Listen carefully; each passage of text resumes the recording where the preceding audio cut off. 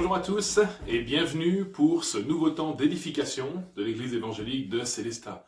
Nous sommes vraiment heureux ce soir de nous retrouver ensemble pour partager ce que le Seigneur a mis sur mon cœur à la lecture simplement de sa parole. Alors je vous invite à ouvrir vos Bibles ce soir, si vous les avez avec vous, dans l'évangile de Luc au chapitre 11. Luc chapitre 11 et on lira les versets 5 à 13.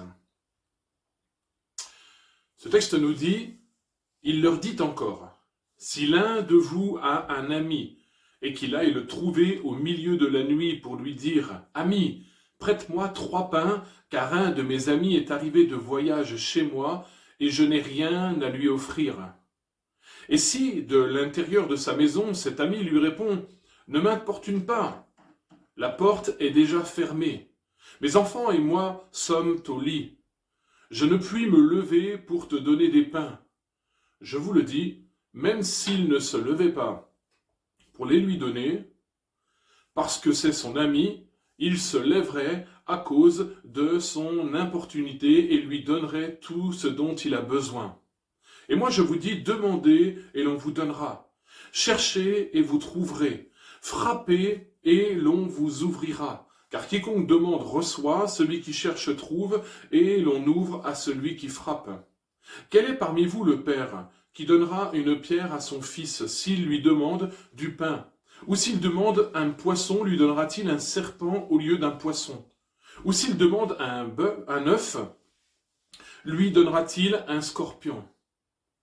Si donc, méchants comme vous l'êtes, vous savez donner de bonnes choses à vos enfants, à combien plus forte raison le Père Céleste donnera-t-il le Saint-Esprit à ceux qui le lui demandent?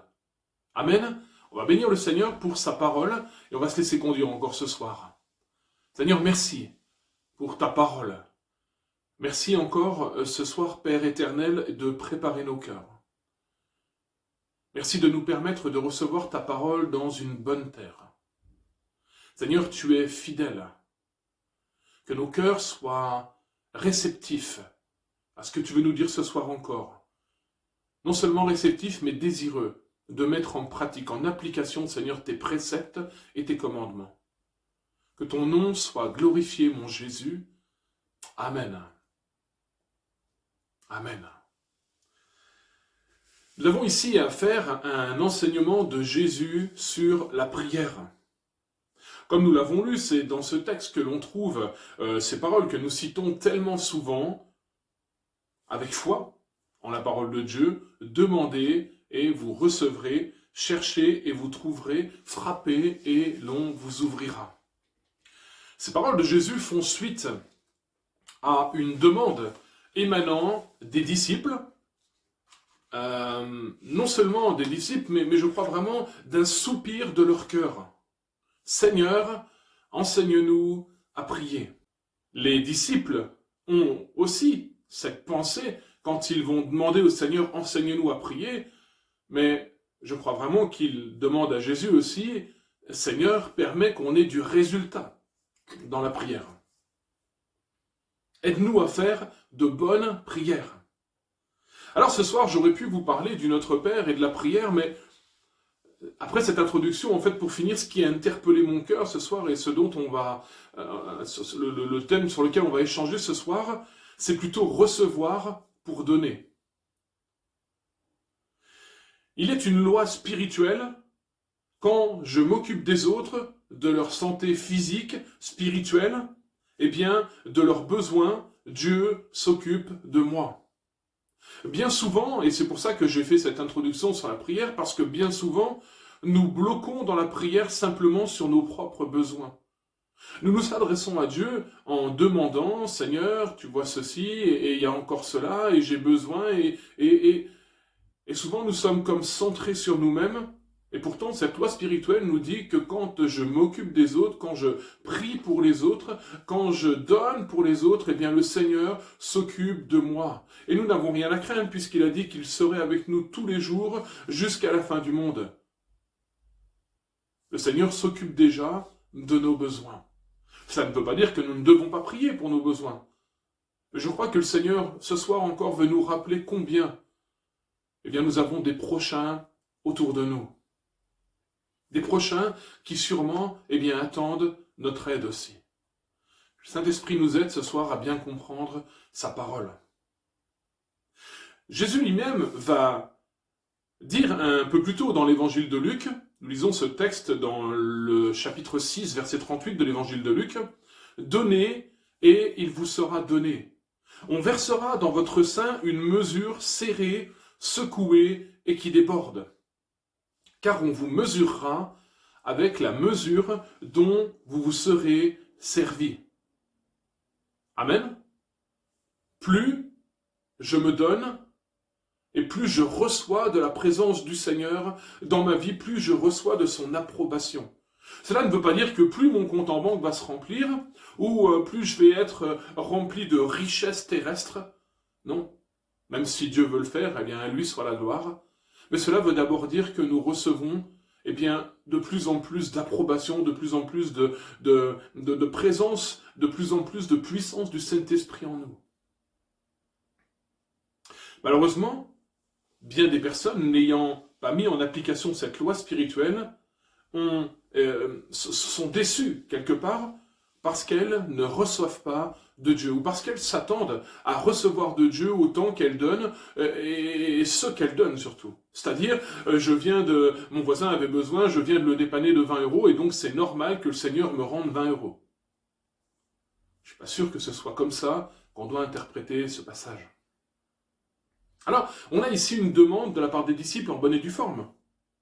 À la lecture de ce texte, nous comprenons tout de suite, j'ai dit des disciples, ce n'est pas des disciples de celui qui vient frapper à la porte plutôt dans le texte d'introduction. On comprend tout de suite que le but et la demande du premier homme, c'est un désir profond de bénir son prochain, de bénir celui qui est venu à frapper à sa porte et à qui il n'a rien à donner. Selon l'enseignement de Jésus, d'ailleurs, sur ce thème, on pourrait prendre cette parabole du bon samaritain, je suis et vous êtes mes prochains. Moi je suis votre prochain, vous êtes mes prochains. Et donc de ce fait, selon ce que Jésus dit dans sa parole, nous devons secours les uns aux autres. Nous devrions donc aspirer à nous bénir les uns les autres autant que nous le pouvons, et pas seulement par la prière. Rappelons-nous ce que dit Jacques, chapitre 2, versets 15 à 16, dans son épître. « Si un frère ou une sœur sont nus et manquent de la nourriture de chaque jour, et que l'un d'entre vous leur dise « Allez en paix, chauffez-vous, vous rassasiez », et que vous ne lui donniez pas ce qui est nécessaire à son corps, à quoi cela sert-il » Jacques est en train de nous dire que c'est bien qu'on prie les uns pour les autres, mais que le Seigneur attend beaucoup plus de nous. L'apôtre Jacques dira encore un peu plus loin, dans le chapitre 4 au verset 3, « Vous demandez et vous ne recevez pas parce que vous demandez mal dans le but de satisfaire vos passions. » Il y a là un point qui est mis, qui est mis sur le fait que ce soit dans nos prières, d'abord nos besoins qui ressortent. Le Seigneur nous aide. Nous sommes parfois enclins à croire que si je donne de mon nécessaire, il va m'en manquer. La vie est tellement dure que, et c'est la réflexion qu'on entend parfois, que ce que je faisais avant la crise économique, avant la pandémie qui nous a attrapés, tout ça, je ne peux plus le faire aujourd'hui. Je pose cette question, Dieu aurait-il changé ?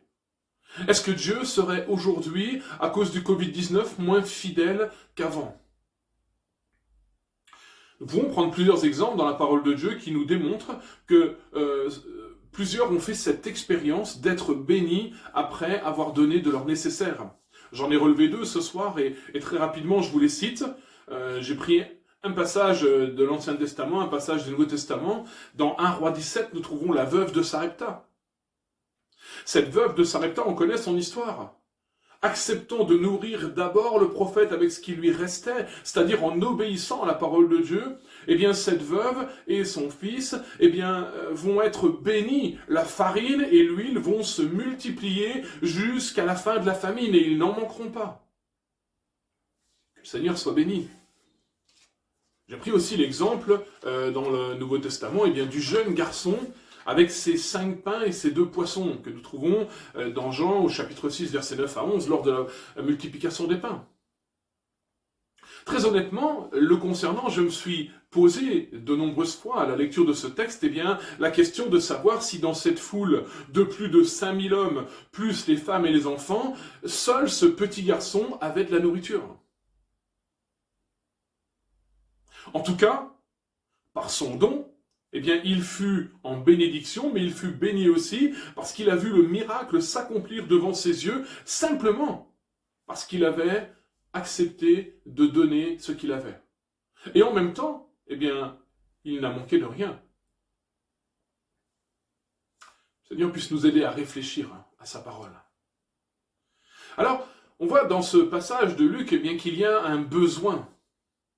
Nous sommes souvent, je pense vous et moi, retrouvés dans une situation où nous avons un ami non-croyant ou un frère dans la foi qui vient frapper à notre porte pour recevoir de la nourriture, qu'elle soit physique ou spirituelle, et malheureusement, nous n'avions rien à lui donner.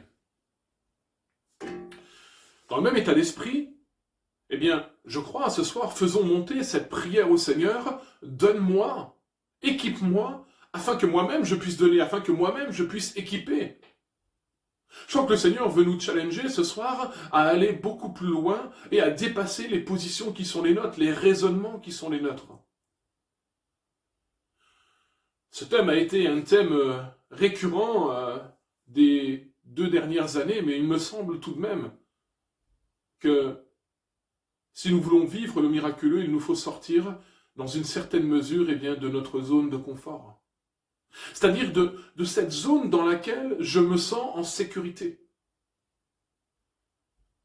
Acceptons parfois que le Seigneur nous demande bien plus que ce que nous avons fait jusque-là, et acceptons aussi, par la foi, de lui obéir sans crainte ni tremblement. N'est-il pas le Dieu Tout-Puissant? N'est-il pas celui qui reste éternellement avec nous? Équipe-moi, Seigneur, afin que je puisse équiper à mon tour mon prochain.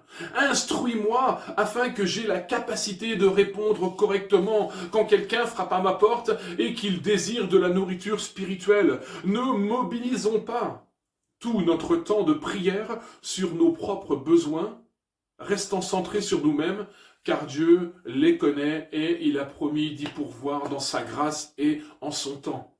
Qu'il soit béni encore ce soir pour cela. Je pense que vous avez tous entendu parler de cette expérience des vases communicants. C'est une loi de la mécanique des fluides qui dit qu'un même liquide remplissant plusieurs récipients reliés par le bas est soumis à la même pression atmosphérique s'équilibre dans chacun d'eux au même niveau. Alors je vous montre sur ma feuille le petit schéma à quoi ça ressemble, voilà. Ça, c'est les vases communicants. On verse un liquide dans le premier vase, et ce qui est intéressant dans cette expérience, c'est que les récipients peuvent avoir les formes différentes, des hauteurs et des largeurs différentes.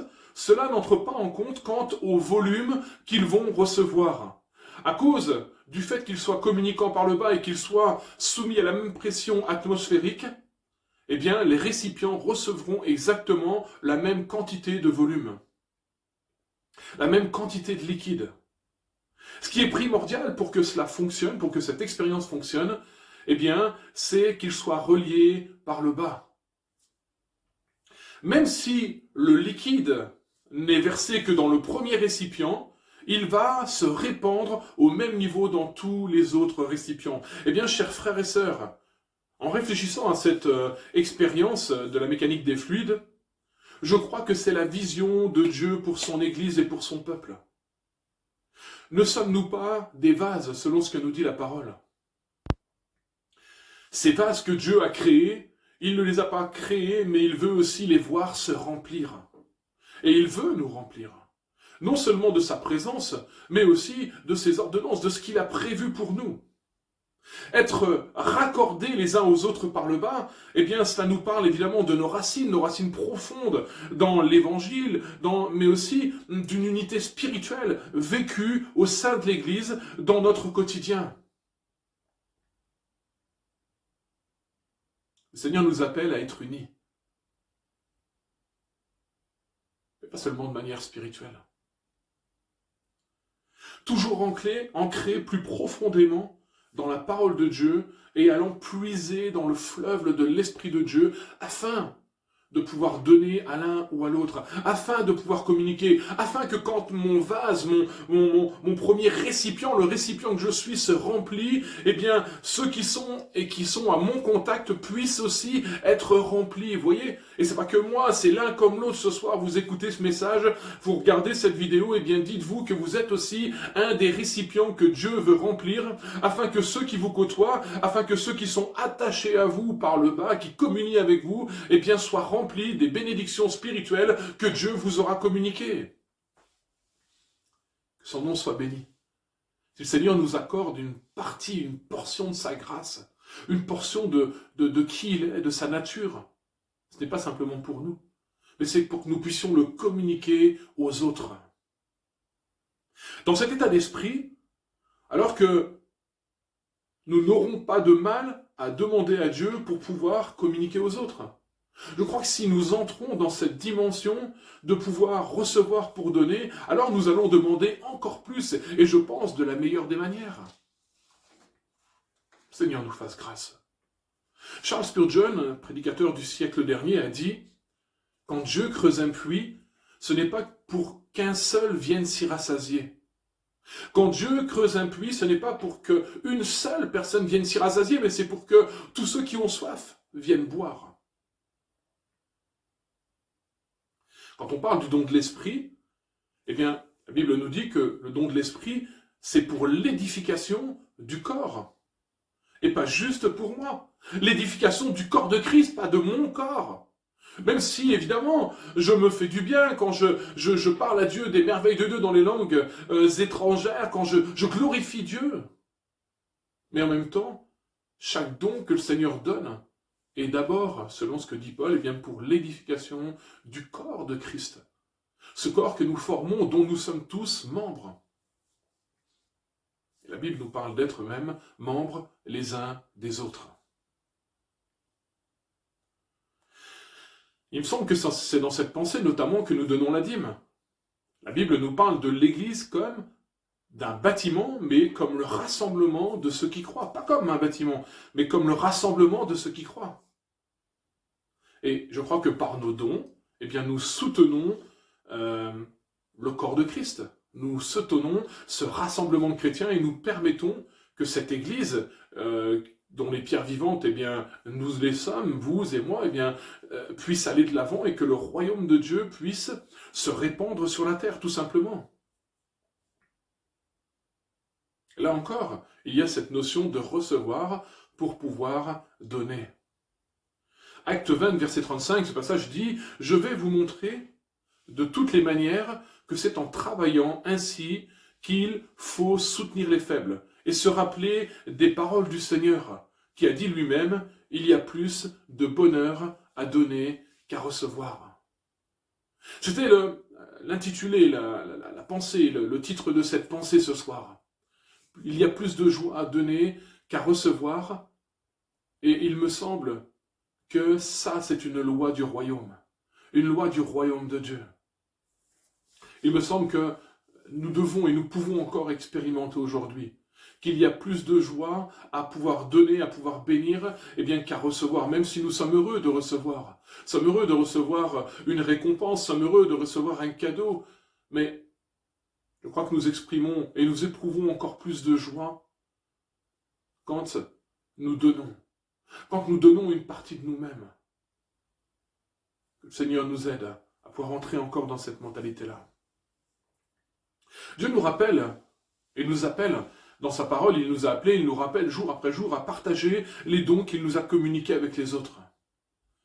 Cette pensée, je viens d'en parler un petit peu, les uns des autres, est reprise tout au long du Nouveau Testament. Et c'est pour dire l'importance que Jésus donne à cet enseignement. Si Jésus en parle plusieurs fois, nous devrions y faire attention. Devrions nous pencher sur ces choses. À l'encontre de ce que certains pourraient dire et penser, cet enseignement du Seigneur ne s'applique pas au seul domaine spirituel. Certaines applications de ces textes nous parlent, par exemple, de l'édification mutuelle. Nous trouvons ces textes « Édifiez-vous les uns les autres, instruisez-vous les uns les autres, avertissez-vous réciproquement, lavez les pieds les uns des autres ». C'est très pragmatique, c'est très pratique ça. Mais il y a des applications qui nous parlent aussi de nos relations par rapport à ces textes. Il nous est dit « Aimez-vous les uns les autres, accueillez-vous les uns les autres, saluez-vous les uns les autres, supportez-vous les uns les autres, pardonnez-vous les uns aux autres, confessez vos péchés les uns aux autres et priez les uns pour les autres. » C'est très pratique. Ne vous jugez pas les uns les autres, mais pensez plutôt à ne rien faire qui soit une occasion de chute pour votre frère. Nous trouvons aussi une application qui nous parle du service mutuel. Notamment dans l'Épître aux Galates, au chapitre 5, verset 13, où il est dit « Soyez serviteurs les uns des autres ». Chapitre 6, verset 2, où l'apôtre Paul dit « Portez les fardeaux les uns des autres ». 1 Pierre aussi nous dit « Exercez l'hospitalité », Pierre 4, 9. « Exercez l'hospitalité les uns envers les autres sans murmure ». Que le nom du Seigneur soit béni ce matin, ce soir. Comme de bons dispensateurs des diverses grâces de Dieu, que chacun de vous mette au service des autres le don qu'il a reçu. Ça, c'est la parole de Dieu. Pierre 4, 10, je fais un petit clin d'œil aux étudiants INSTE qui ont appris ce verset par cœur. Que comme de bons dispensateurs des diverses grâces de Dieu, que chacun de vous mette au service des autres le don qu'il a reçu. Mettre au service des autres. Si je reçois quelque chose du Seigneur, je veux le mettre au service des autres. Il y a plus de joie, chers frères et sœurs, à donner qu'à recevoir. Et le Seigneur nous invite encore ce soir, en ce début d'année 2021, avec tous les défis qu'elle nous implique. Je crois que nous n'avons jamais eu autant de possibilités de bénir notre prochain. Nous sommes dans des intempéries climatiques, une pandémie, une crise sociale, une crise monétaire. Nous n'avons jamais eu autant de possibilités de pouvoir nous mettre en marche et de pouvoir bénir notre prochain, nos familles, nos voisins, d'une manière très pratique. Évidemment, nous prions les uns pour les autres et nous nous attendons au Seigneur. Mais je veux rappeler encore ce soir que le Seigneur ne fera pas à notre place ce que nous devons faire, ce qu'il nous demande de faire. Je rappelle ce passage aussi de l'Évangile qui dit, à ceux-ci tous connaîtront que vous êtes mes disciples, si vous avez de l'amour les uns pour les autres. Le Seigneur puisse nous remplir encore ce soir de cet amour débordant qui va nous permettre d'être en bénédiction les uns pour les autres, et pas seulement pour le peuple de Dieu. La Bible dit que Dieu fait pleuvoir sur les justes comme sur les injustes. Nous puissions nous réfléchir à la parole de Dieu. Alors nous comprenons bien ce soir avec la parole de Dieu que c'est Dieu lui-même qui nous appelle à plus. Peu importe dans quel domaine, mais le Seigneur nous invite vraiment à vivre avec cette priorité que sont les autres. À ne pas nous centrer seulement sur nous-mêmes, seulement sur nos petites vies, seulement sur nos avenirs, seulement sur même, je vais dire les petits problèmes, mais qui peuvent être des montagnes.